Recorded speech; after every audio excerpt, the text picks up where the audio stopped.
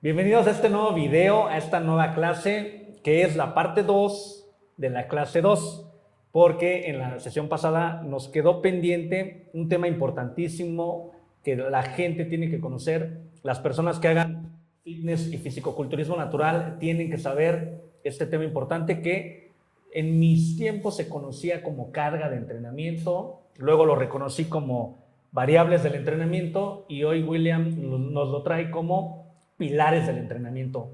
Willy, por favor, dinos, ilústranos qué son los pilares del entrenamiento. Mira, primero que nada, los pilares del entrenamiento va a ser estas cosas que nos van a permitir modificar nuestro entrenamiento para obtener un efecto X, porque sabemos que gracias al entrenamiento pues podemos tener diferentes efectos y por lo tanto diferentes adaptaciones, como son justo la fuerza, la resistencia, la velocidad, la flexibilidad, por ejemplo, y pues, sus combinaciones, ¿no? Con diferentes capacidades físicas, como puede ser la coordinación, el equilibrio, etc. Principalmente nos vamos a enfocar en aquellas que nos van a propiciar fuerza e hipertrofia. Y estas van a ser la intensidad, el volumen y la frecuencia. Ok. Y Willy, ¿cómo cómo se integra en el plan de entrenamiento? ¿Qué tiene que ver? ¿Qué tengo que considerar yo antes de pasar a la definición de cada uno de los conceptos? Mira, hay que tomar en cuenta que esto le va a dar el cuerpo a tu programación. Es la parte táctica de qué es lo que voy a ir a hacer.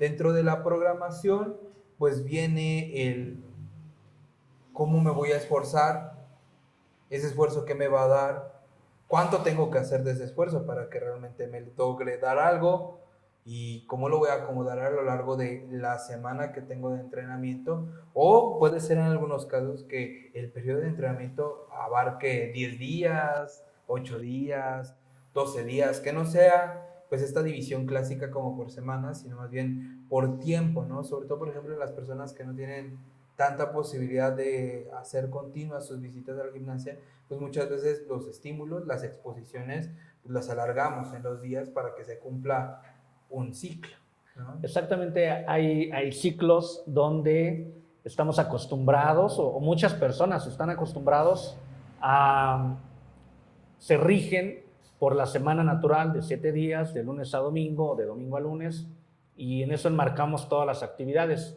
Yo te lo puedo decir en el ámbito ya de organización estructural que tenemos académica, programación educativa, inclusive estrategias de marketing, ventas, todo eso, ya rompen las semanas, ya no hay, yo ya no uso las semanas porque para nosotros los sábados no son sábados, los domingos no son domingos, los lunes son diferentes nuestros esquemas. En el entrenamiento pasa igual, por lo que me estás explicando ahorita también, Willy. Bueno, el primer punto, Willy, que sería la intensidad. La intensidad, mira, la intensidad la podemos definir como el grado de esfuerzo al que vas a llegar. ¿Qué tan difícil va a ser aquello que vas a hacer? Y obviamente la ciencia nos dice que para que algo haga que tu cuerpo sufra una adaptación, tiene que haber algo a lo que le llama demanda funcional aumentada. En otras palabras, tiene que estar bien pinche difícil. Exacto. Básicamente, ¿no?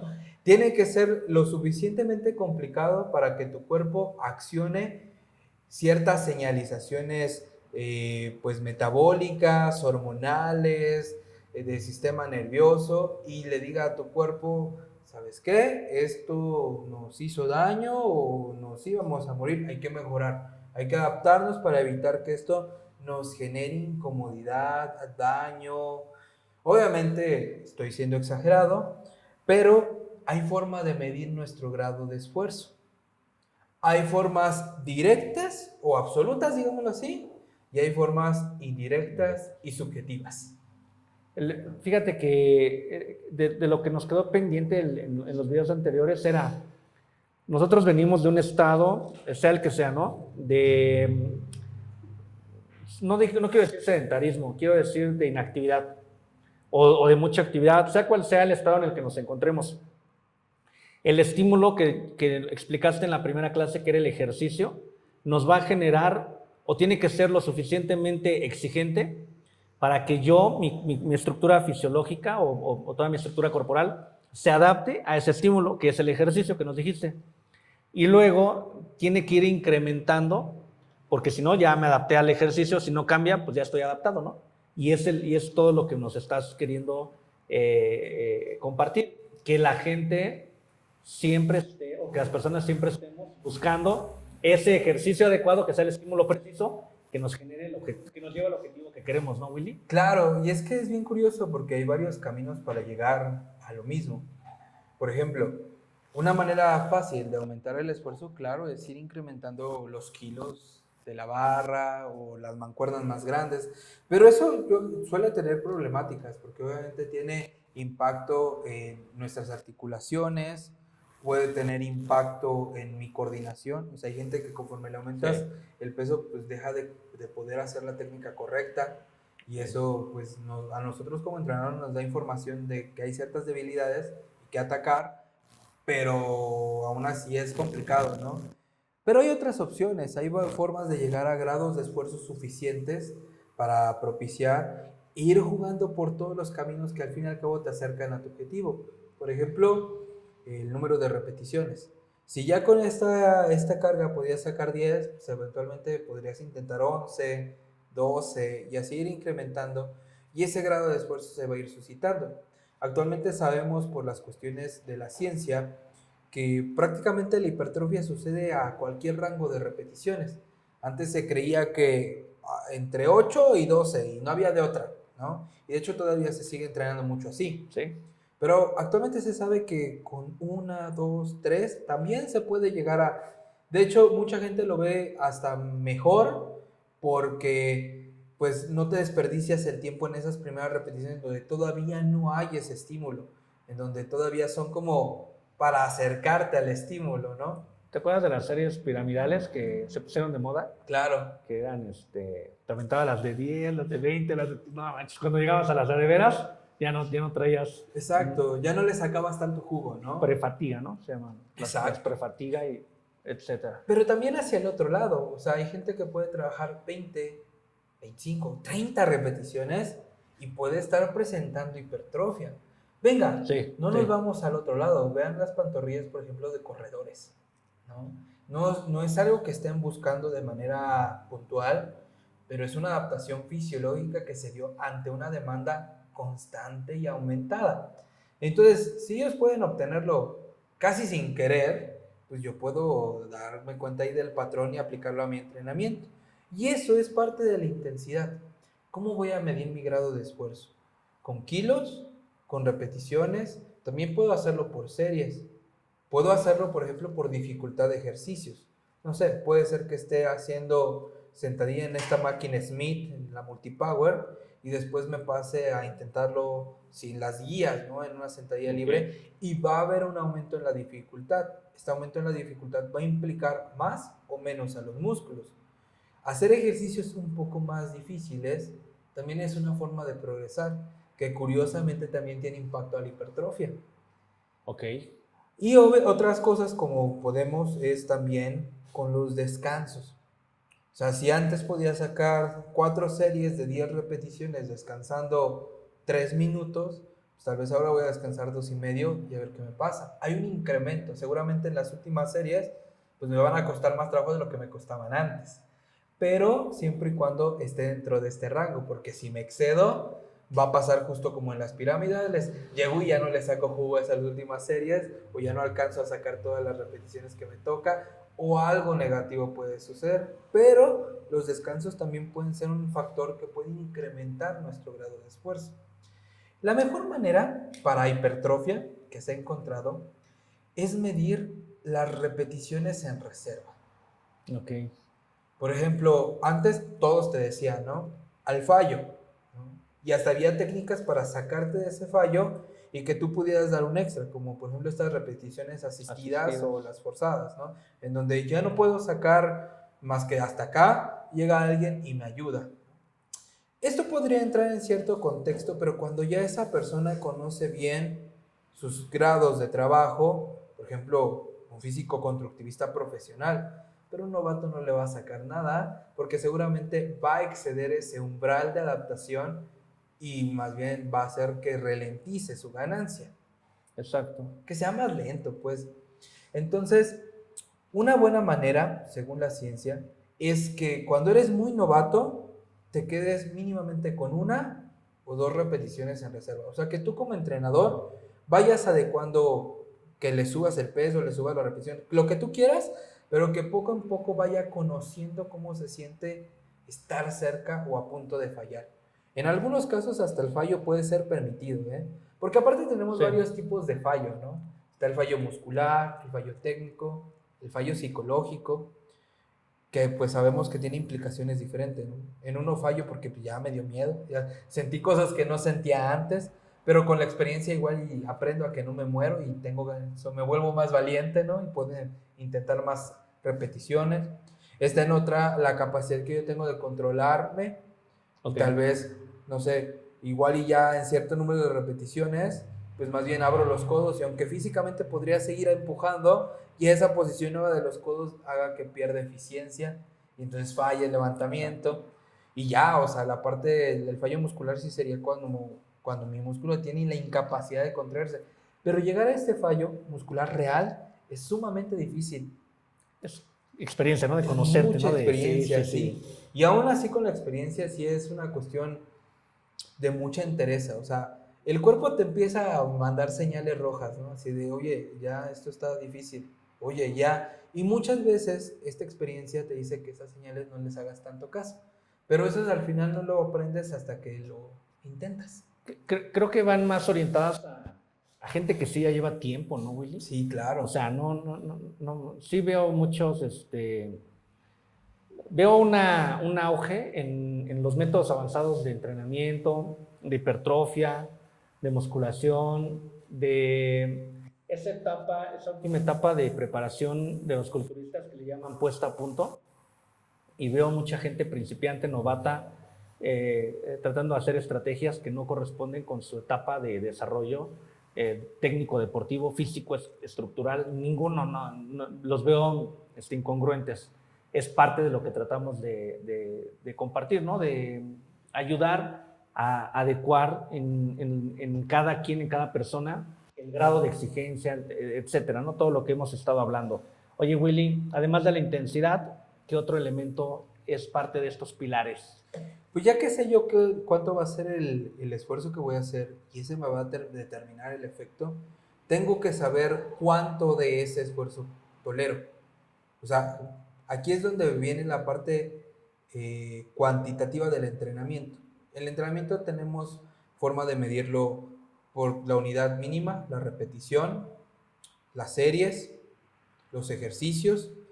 Hay personas que, pues, de otros deportes lo medían por distancia, tiempo, pero venga, directamente en el físico-constructivismo o en esta actividad estética, las unidades van a ser esa. Número de ejercicios que voy a estar realizando por acción mecánica, por acción motriz, o por movimiento también puede ser. Las series que yo voy a estar realizando y las repeticiones. Las repeticiones de entrada tienen una relación directa con el grado de intensidad. O sea, yo no le puedo poner a alguien Exacto. el 85% y pedirle que saque 8 repeticiones. Es imposible. Sabiendo que el 85 varía en la literatura, pero pueden ser 5, 6 repeticiones, aprox. Sí hay un grado de individualidad ahí. Por ejemplo, sabemos que las mujeres a mayores porcentajes pueden sacar más repeticiones. O sea, Okay. son más resistentes de manera general, no todas, habrá quien no, pero aún así están dentro de esos parámetros. O sea, alguien que te ponga ahí en tu plan de entrenamiento, me sacas 15 con el 80%, pues está teniendo una incongruencia metodológica. Es imposible, ¿no? Entonces, dependiendo del grado de intensidad, van a estar estipuladas las repeticiones. Ahora más, si metemos esto de las repeticiones en reserva, por ejemplo, si yo quiero ponerle a alguien que saque 8 repeticiones, el peso que le voy a poner para que deje 2 es el de 10, ¿no? Entonces, si yo me voy a mis tablitas estas de 1 RM, no le pondría el 8 RM, le pongo el 10 RM para que me saque 8 y deje 2. Y ahí de cierta manera estoy asegurando que entonces va a llegar al grado de esfuerzo que me va a propiciar el efecto que quiero. ¿Todavía son válidas esas tablitas?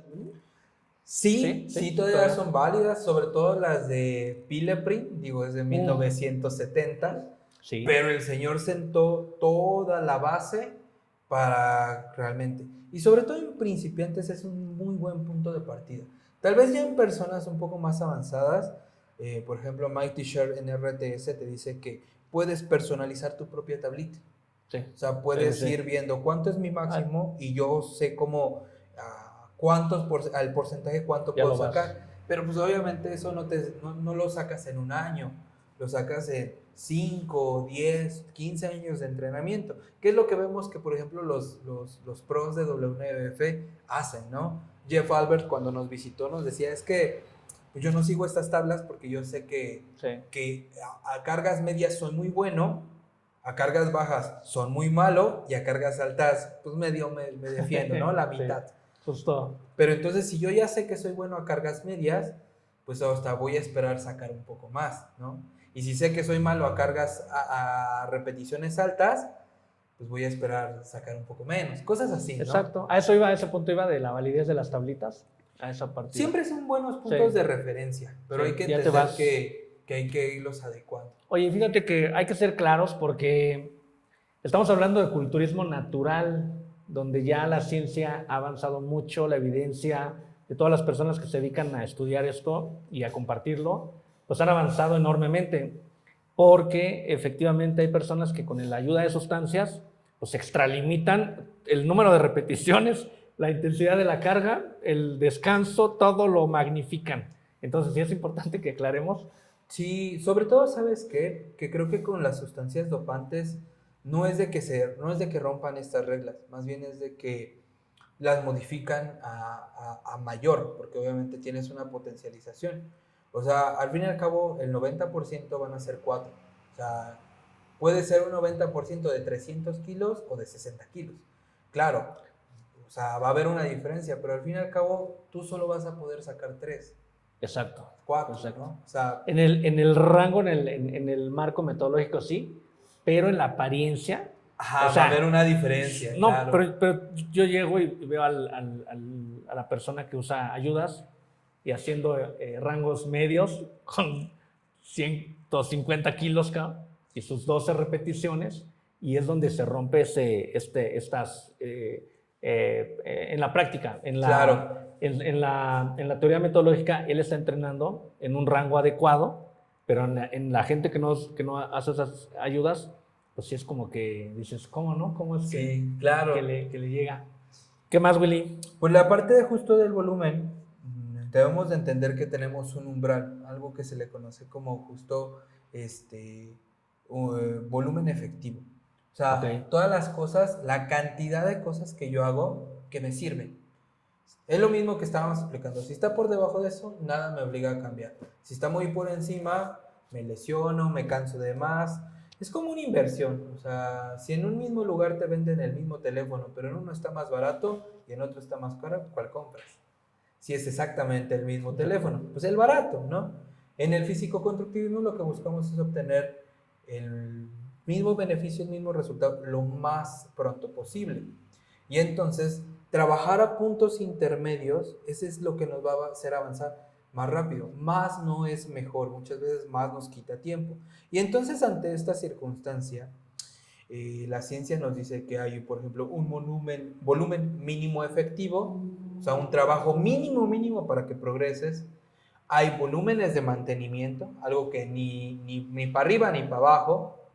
Hay un volumen óptimo, o sea, el que te hace avanzar lo más rápido con el menor esfuerzo posible. Eso no quiere decir que sea fácil, o sea, va a ser el menor en cantidad, ¿no? Okay. Y está el máximo recuperatorio, o sea, que si haces de arriba de esto, te me vas a cansar de más o en el peor de los casos te vas a lesionar. Este parámetro, este rango, conocer cuánto es lo mínimo que me hace mejorar, cuánto es lo máximo y llevarlo al punto medio, es algo bastante importante en fisicoconstructivismo. No nos tenemos que quebrar la cabeza, ya la ciencia nos dio los parámetros.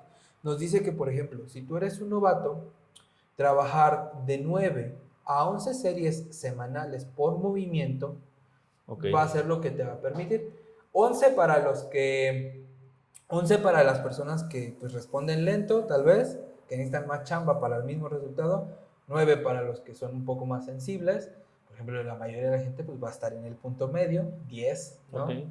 Y de ahí conforme vas avanzando, conforme vas ganando más capacidades, pues tienes que ir saltando de nivel, ¿no? Sabemos que, por ejemplo, en intermedio, pues entre 12 y hasta unas 14 series semanales.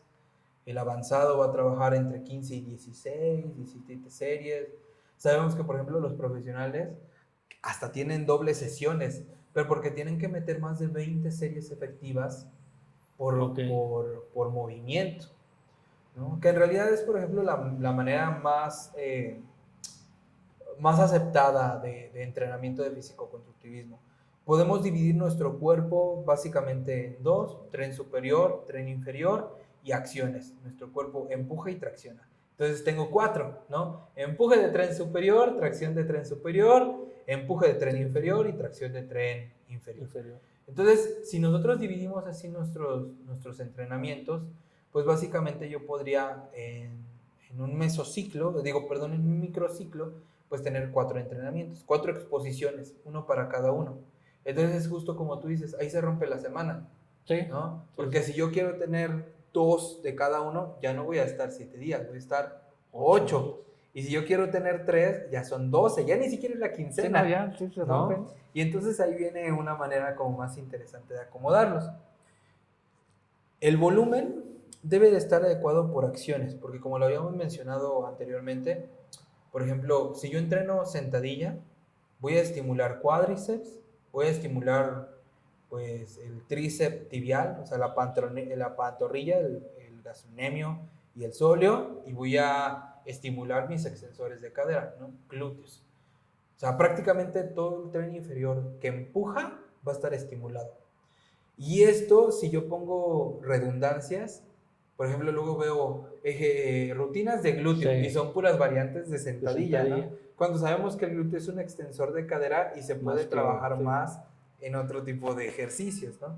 Y entonces tengo que irlo ahí adecuando, ¿no? ¿Cuántas le voy a poner a la sentadilla? Pues ahorita ya tienen la solución. Si eres principiante, tienes que hacerla de 9 a 11 veces de manera efectiva por semana. ¿Cómo sé que una serie es efectiva? Bien sencillo. No dejando más, perdón, de 5 repeticiones en reserva. Si Ok. tú puedes hacer más de 5 de las que ya hiciste, no es. Mira, te voy a contar una práctica que tuvimos hace poquito. Yo le pregunté al muchacho, oye, ¿cuánto cargas regularmente en tu rutina de pierna? Él me dijo, yo hago sentadillas con 30 kilos por lado, 30 y 30, 60, y la barrita, 80 80 kilitos, kilos. ¿no? Y saco 10 repeticiones. Y yo le dije, ¿sabes si ese es tu peso efectivo? O sea, ¿sabes cuántas repeticiones realmente de valor estás sacando ahí? No. Lo que hicimos fue, igual lo calentamos y le dije, ¿sabes qué? En el primer set, yo lo hice que hiciera acercamientos. Me vas a sacar el máximo número de repeticiones posibles. ¿Sabes cuántas sacó? 40. O sea, sacó muchas. En su rutina que él estaba haciendo de 4 de 10, ¿cuántas crees que le funcionaron? Ninguna. Esas 4 series de 10 repeticiones eran pérdida de tiempo. Sí. Nada iba a hacer que esas piernitas, ese glúteo y esa pantorrilla le crecieran. Hicimos el cálculo rápido porque al ser tantas repeticiones y la matemática es exponencial, no cuadra, y entonces nos salió que más o menos las series mínimas de trabajo eran 110 kilogramos. Se lo puse y le dije, me vas a sacar un set de 8 repeticiones y en teoría deberías de dejarme de 2 a 3 en reserva. Dicho y hecho. O sea, se veía como había un grado de esfuerzo alto, Sí. pero tenía el control. Y se veía como justo llegaba a esa repetición 8 y ya había un pequeñito fallo técnico. Por ejemplo, en él se veía un pequeño shift de cadera, se le iba tantito al lado, pero sucedía en esa última repetición, nada más. O sea, a mí como entrenador me decía que si yo le pedía que sacara otras 2 o 3, iba a fallar, iba a llegar ya a su máximo. Y entonces se cumplía bien el parámetro. Dejaba 2 en reserva y llegaba al grado de esfuerzo en donde me aseguraba que mínimo tenía unas 3 o 4 repeticiones efectivas. Si él hace eso, a cualquier rango de movimiento, con cualquier carga, pero que tenga ese grado de esfuerzo, de 9 a 10 veces por semana, va a crecer. Por ciclo. Exacto.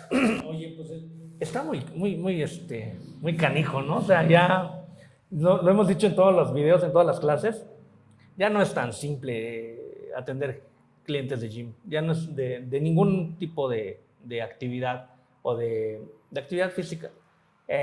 Willy, ¿cómo cerraríamos esta clase del día de hoy con algo que la gente que vea el video diga, me llevo esto del profe Willy? Bien sencillo. Lo primero que tenemos que hacer es ser honestos con nuestro trabajo. ¿A qué grado de esfuerzo estoy llegando? ¿Realmente estoy llegando a un grado de esfuerzo que me reta? No tenemos que ponernos muchos kilos, o sea, podemos hacerlo con los kilos que ya manejamos y por repeticiones, pero que realmente lleguemos al grado de esfuerzo. Se van a llevar una grata sorpresa, se van a dar cuenta que pueden mucho más de lo que ustedes creen. A eso le podemos sumar que ya eventualmente, por medio de estas fórmulas de proyección matemática, ustedes sepan cuánto es lo máximo que podrían cargar y lo ajusten.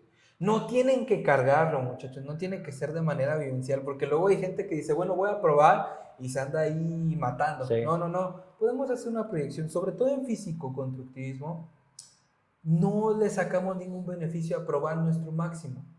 Simple y sencillamente con conocerlo y saber que va mejorando, vamos a saber que estamos teniendo una buena progresión.